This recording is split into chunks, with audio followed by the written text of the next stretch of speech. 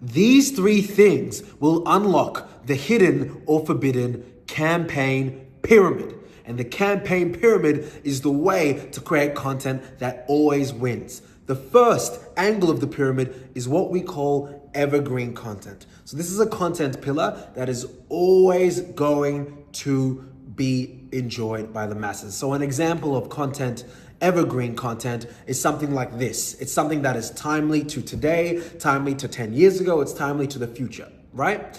And a lot of creators love evergreen content, but they don't know how to make something as wide as evergreen content, right? So as an example, I'm a marketing agency guy. Something that's evergreen is me talking about the importance of personal brand.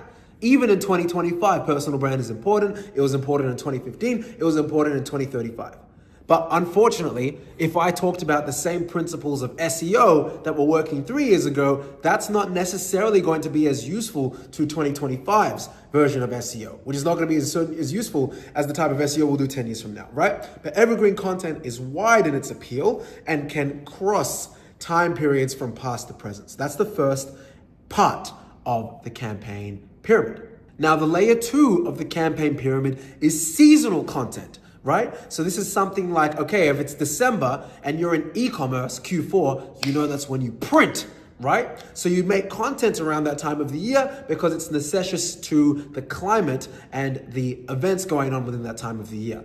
I own other companies across Australia. I own an event in Melbourne, right? And we do events all across the year. We have events that have themes for winter. We have events that have themes for the start of the year. And we have themes that are for spring and summer. Okay, so what I would do if I was a purely event nightclub guy, I would talk about content that is necessitous or relatable to specifically the times of the year which are running events. Hey, for all the people that want to pop out, here's winter fashion so you can look really good when you go to this event, yada, yada, yada, right? Seasonal content. That is the second pillar, the second layer to our campaign pyramid. Now, the third one that everyone does, but people aren't as very methodical with, is reactive content. Right? So that's if someone gets canceled. Like when recently that CEO quit his job or got fired, both of them really, because he got caught cheating on his wife.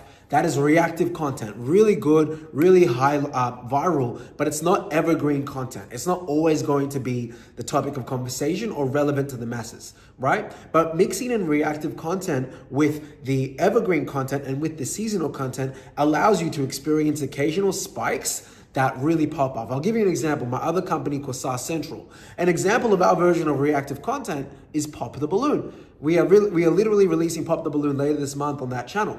And Pop the Balloon is a trend. It's probably near the end of that trend, to be honest. We're probably posting a bit late. But that is something that is reactive, it's timely, it's popping. So therefore, we're going to drop an Aussie version of Pop the Balloon, right? But a more evergreen piece of content that we're producing through Skool Central is an episode that's coming out later this season called, Do Men and Women Think the Same? Right? Because there's always going to be, that topic of, between the genders, what's right and what's wrong. That's evergreen. That's going to apply to people that are going to watch it in 10 years. It's going to apply to people that are already in their 50s, 60s, 90s, 100s, whatever, right? So those three things create or compose what we call the campaign pyramid, okay? Evergreen, seasonal, and of course, reactive or viral.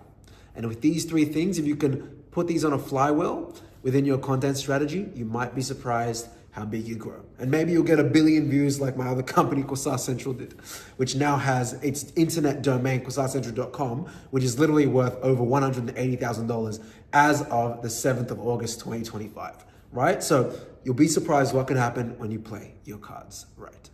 Take care.